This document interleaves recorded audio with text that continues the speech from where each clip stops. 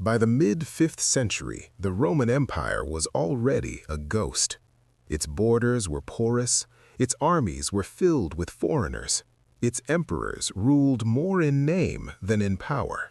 And yet, in the year 451, Rome faced the most feared conqueror of the age, Attila the Hun.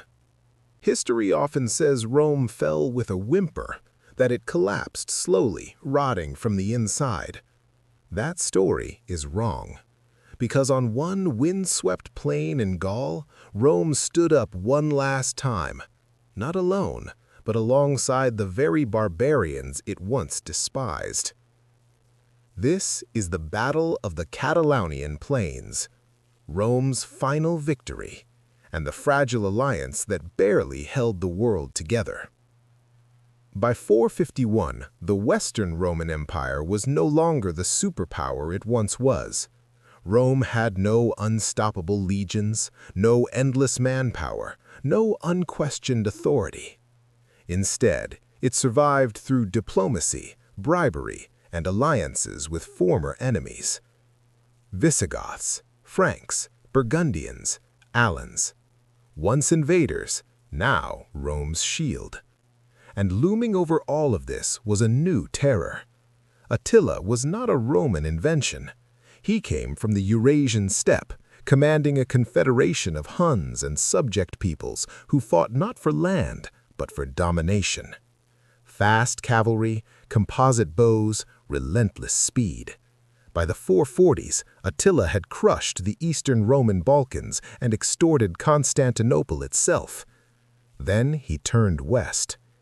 In 451, Attila invaded Gaul. Cities burned, refugees fled, the Roman world trembled. If Gaul fell, Italy would be next. Rome could not retreat again. Enter Flavius Aetius. He was not an emperor, not a king, but he was the last man in the West who understood war. Ironically, Aetius had once lived among the Huns as a hostage. He knew how they fought, he knew how they thought, and he knew one brutal truth: Rome could not defeat Attila alone. So Aetius did something unthinkable. He called Rome's enemies to fight for Rome. Aetius forged a coalition that looked impossible on paper. The Visigoths, led by King Theodoric I, former enemies of Rome. The Franks, divided but deadly. The Burgundians, survivors of earlier disasters. The Alans, placed deliberately at the center as shock troops. This was not unity born of loyalty. It was unity born of fear. Because everyone understood one thing. If Attila won, there would be no Rome, no Goths, no Franks, only Huns. Attila advanced deep into Gaul, laying siege to cities like Orléans. At the last possible moment, Aetius and his allies arrived. Attila withdrew, not in panic, but with calculation. He chose his ground carefully. A wide, open plain near modern-day Chalon, perfect for cavalry, perfect for slaughter. The stage was set. On one side, Attila's Huns, elite horse archers, Ostrogoths fighting for him, various subject tribes bound by fear. On the other, a Roman-led army that barely looked Roman at all. Visigoth infantry, Frankish warriors, Alan cavalry, a corps of Roman command holding it together. Two coalitions, two fragile systems, one day to decide the fate of the West. The fighting began late in the day. There was no elegant Roman formation, no clean lines. This was chaos. Hilltops were seized and lost, cavalry smashed into infantry, missiles filled the sky. At the center, the Alans absorbed the Hun assault, nearly collapsing. On the flanks, Visigoths and Romans fought desperately to hold the line. Then, fate intervened. King Theodoric I of the Visigoths rode into battle himself, and he was killed. Crushed by his own men, or struck down by an enemy history isn't sure. What mattered was this: the Visigoths did not break. They roared. Fighting with fury, they pushed back the Huns and their allies.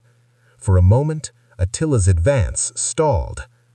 As darkness fell, neither side had achieved total victory. The field was littered with corpses. Tens of thousands lay dead.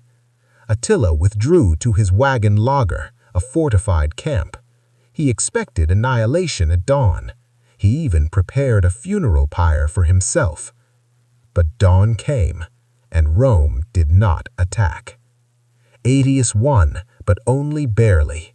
The alliance was already fraying. If the Visigoths destroyed Attila completely, they would become too powerful. Rome would simply trade one master for another. So Aetius allowed Attila to retreat. It was a calculated decision, one that saved Rome and doomed it at the same time. Aftermath, a victory that changed nothing. Attila invaded Italy the next year. Rome survived, but only through negotiation and luck. Within a generation, the Western Roman Empire was gone. But Catalaunian plains mattered. It proved Attila was not invincible. It delayed collapse, it bought time, and it marked the last moment Rome stood at the center of a victorious army. This was not Rome's finest victory. It was Rome's final one. A victory won by foreigners, commanded by a general, not an emperor, and sustained by compromise instead of strength. The empire didn't fall that day, but it leaned heavily on its spear and never truly stood upright again. The Battle of the Catalaunian Plains shows us something uncomfortable. Civilizations don't collapse all at once. They survive through alliances they don't trust, victories they can't afford, and compromises that weaken them slowly. Rome didn't fall because it stopped fighting. It fell because even its victories were no longer enough. If you enjoy cinematic history that explores the moments where the world almost changed, where empires survived by inches, not miracles, subscribe to the channel. Because history isn't just about collapse, it's about the last times things almost didn't fall.